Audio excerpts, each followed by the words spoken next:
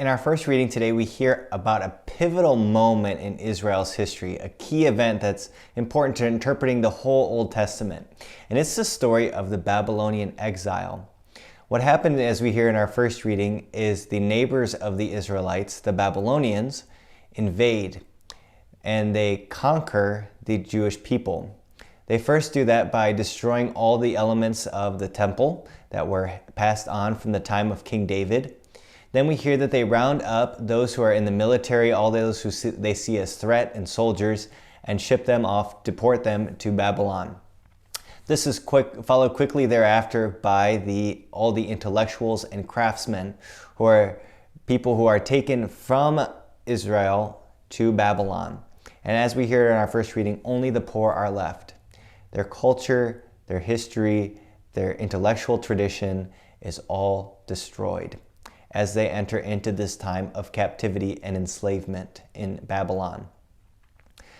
Now, Israel in its history is going to look back over and over again on this event, anytime that they are experiencing oppression, such as the time of the Roman occupation, which is during Jesus' time, when the Romans are essentially enslaving the Jewish people and preventing them from doing what they need to do in order to follow the commands of God. Or in our own time, people will look back on this event. Can't we see similarities of it with what happened during World War II, where the Nazis forced the Hebrew people, the Israelites, to wear Stars of David.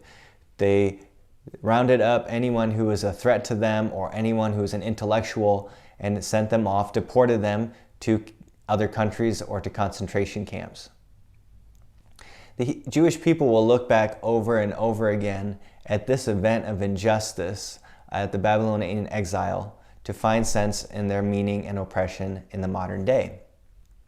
And so this is a story of the oppressor and the oppressee, of injustice, and what do we do in the face of injustice.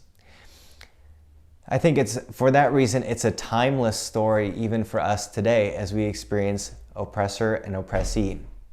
And especially with the recent discussions about race that are happening in our country that can bear some great fruit. I heard a great question yesterday that was, what possessed the first white American to think that they needed a black slave? So what was at the root of that, which I thought was a very provocative question? And what this person was saying was, there was a desire at the root of it for someone to do the work that they didn't want to do. Someone to blame. It's really a manifestation of this first reading, that when we no longer see our neighbors as neighbors, but instead as enemies, then everything becomes a competition. If they succeed, that means that I suffer. If I succeed, then they suffer. When we lose sight of the fact that we are neighbors, it becomes problematic. And so today, maybe as we reflect on this reading, who might be a person or persons that you tend to see as enemies, against whom you tend to pass the blame or anger or resentment for something that has happened in your life? And how might Christ be calling you today to move from seeing them as enemies to neighbors, and from neighbors ultimately to brothers and sisters in Christ?